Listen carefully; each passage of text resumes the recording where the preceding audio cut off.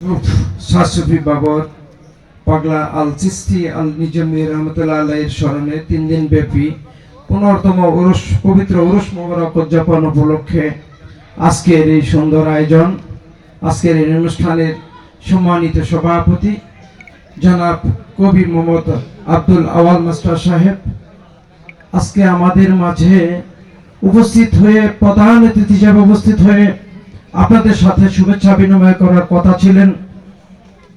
ভাষা চকপুরের নন্দিত জননেতা, টাঙ্গাইল জেলা বিএনপির বারবার নির্বাচিত সভাপতি, টাঙ্গাইল জেলা 40 লক্ষ মানুষের আস্থার ঠিকানা, দেশনেত্রী বেগম খালেদা জিয়ার অত্যন্ত স্নেহভাজন সন্তান তুল্য, গত ফ্যাসিস্ট সরকার বিরোধী আন্দোলনের রাজপথের মহানায়ক, আন্দোলনের রূপকার বিএনপি ভারপ্রাপ্ত চেয়ারম্যান তারেক রহমানের অত্যন্ত ঘনিষ্ঠ বিশ্বস্ত সহচর, আমাদের সকলের শ্রদ্ধেয় জননেতা আলহাজ অ্যাডভোকেট আহমেদ আজম খান সাহেব আজকের অনুষ্ঠানে নির্ধারিত প্রধান অতিথি উপস্থিত আছেন। আমার অত্যন্ত শ্রদ্ধেয় টাঙ্গাইল জেলা বিএনপির অত্যন্ত নির্ভরশীল রাজপথের সাহসী সন্তান, টাঙ্গাইল জেলা বিএনপির সাবেক ভারপ্রাপ্ত সাধারণ সম্পাদক জনাব আবুল কাশেম উপস্থিত আছেন। বাসাইল উপজেলা বিএনপির আরেক কৃতি সন্তান, রাজপথের সাহসী নেতৃত্ব,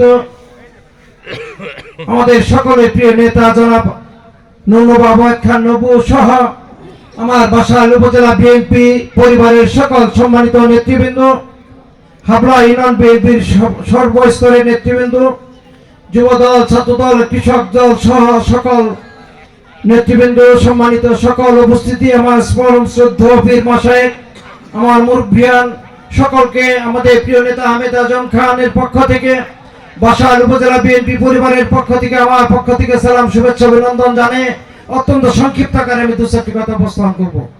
প্রিয় বন্ধুরা আমার, আপনারা জানেন আমাদের বেনাস বলেছে যে গত 17টি বছর আমরা লড়াই সংগ্রাম করেছি মানুষের অধিকার আদায়ের জন্য। আমরা লড়াই সংগ্রাম করেছি আপনাদের ভোটের অধিকার আদায়ের জন্য। আমরা লড়াই সংগ্রাম করেছি আপনারা আপনাদের নেতা বেছে নেবেন, আপনাদের পছন্দ মতো ভোট দিবেন, সেই অধিকার আদায়ের জন্য। আমরা লড়াই সংগ্রাম করেছি বাংলাদেশের 18 কোটি মানুষ অবরুদ্ধ হয়ে গিয়েছিল, বাংলাদেশের 18 কোটি মানুষ তাদের বাকরুদ্ধ হয়ে গিয়েছিল, আমরা কথা বলতে পারিনি, আমাদের স্বাধীনতা ছিল না। সেই স্বাধীনতা অর্জনের জন্য 17টি বছর লড়াই সংগ্রামের মধ্য দিয়ে, ফ্যাসিস্ট সরকারের বিদায়ের মধ্য দিয়ে বাংলাদেশের 18 কোটি মানুষকে মুক্ত করেছে। আগামী দিনে যার যার ভোট তাকে দিবেন, যাকে খুশি তাকে দিবেন, সেই অধিকার প্রতিষ্ঠার লড়াইয়ে আমরা বিজয়ী হয়েছি। প্রিয় বন্ধুরা আমার, আমি কথা বাড়াতে চাই না, অত্যন্ত স্বল্প পরিসর আমি বলতে চাই একটি কথা। বন্ধুরা আমার, স্বাধীনতার পর থেকে শুরু করে আজ পর্যন্ত অনেক লম্বা ছোট মাঝারি অনেক মানুষকে আপনারা ভোট দিয়েছেন, অথবা ভোট ছিনিয়ে নিয়েছে, অথবা ঢিল মেরে রাতের আধারে তারা এমপি নির্বাচিত হয়েছে। বন্ধুরা আমার, কিন্তু স্বাধীনতার এই 54 বছরে আমাদের কোনো বন্ধু, আমাদের কোনো সন্তান, আমাদের কোনো আপনজন, আমাদের কোনো প্রিয়জনকে আমরা ওই পবিত্র সংসদে পাঠাতে পারিনি এমপি নির্বাচিত করে। বন্ধুরা আমার, আমাদের প্রিয় মানুষ আহমেদ আজম খান এমনই একটি মানুষ যার নেতৃত্বে বাসাইল চকপুর সারা বিশ্বে, সারা বাংলাদেশে আলোকিত হয়েছে। সেই সোনার মানুষের পক্ষে আমরা ভোট প্রার্থনা করার জন্য আপনাদের কাছে এসেছি। প্রিয় বন্ধুরা আমার, আপনারা আসুন একটিবারের জন্য। আপনারা বহু কষ্ট করেছেন, আজকে যে রাস্তা দিয়ে আসলাম বন্ধুরা আমার, সেই রাস্তার যে অবস্থা, 17টি বছর ফ্যাসিস্ট আওয়ামী লীগ সরকার ক্ষমতায় ছিল, উন্নয়নের নামে লুট করেছে, শাসনের নামে শোষণ করেছে, নির্যাতন করেছে। আমার কৃষক, শ্রমিক, মেহনতি মানুষেরা নির্যাতিত হয়েছে, নিপীড়িত হয়েছে, অধিকার থেকে বঞ্চিত হয়েছে।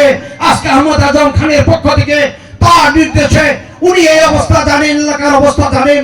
আমরা আজকে গাড়ি অনেক দূরে রেখে হেঁটে এসেছি। বন্ধুরা আমার, আমাদের প্রিয় নেতা আহমেদ আজম খানকে যদি একটিবারের জন্য আপনারা ভোট দিয়ে নির্বাচিত করেন, তাহলে আমার হাবলা ইউনিয়নের সকল সমস্যার সমাধান হবে।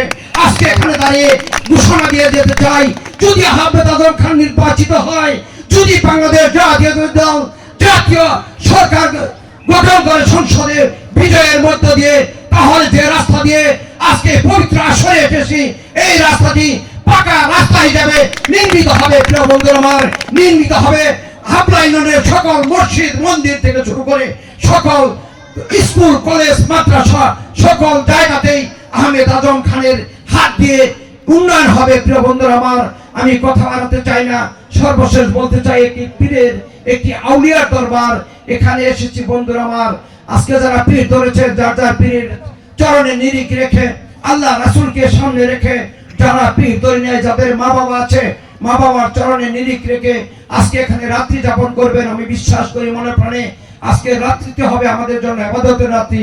এমনও হতে পারে যদি একের সাথে বিশ্বাসের সাথে আজকে এখানে আল্লাহ রাসূলকে সামনে রেখে রাত্রি যাপন করি, এই রাত্রি রুসুলা করে আমাদের জান্নাতের ফয়সালা হতে পারে। আমরা যারা এই জগতের মানুষ এটাই মনে প্রাণে বিশ্বাস করি। সর্বশেষ বলতে চাই বন্ধুরা আমার, যারা পীর ধরেছি, যাদের মা বাবা আছে, বছরে একদিন পীরের বাড়ি যাবেন, বছরে একদিন পীরকে এনে খাওয়াবেন, এটা কোনো ইবাদত হতে পারে না। বন্ধুরা আমার, যাদের পীর আছে মনে প্রাণে বিশ্বাস করবেন, মনে প্রাণে ভজবেন বন্ধুরা আমার, তাহলে আপনাদের সাধনা ভজন যাই বলি সবই হবে। বন্ধুরা আমার, নামাজ রোজা হজ জাকাত যাই করে না কেন বন্ধুরা আমার, যাদের মা আছে বাবা আছে, বেঁচে থাকতেই আপনারা সেবা করবেন। বন্ধুরা আমার, 14 সালে আমার বাবা মারা গেছে, হাজার হাজার মানুষের মুখ দেখি, সেই চাঁদ মুখ কি আর দেখি না বন্ধুরা আমার।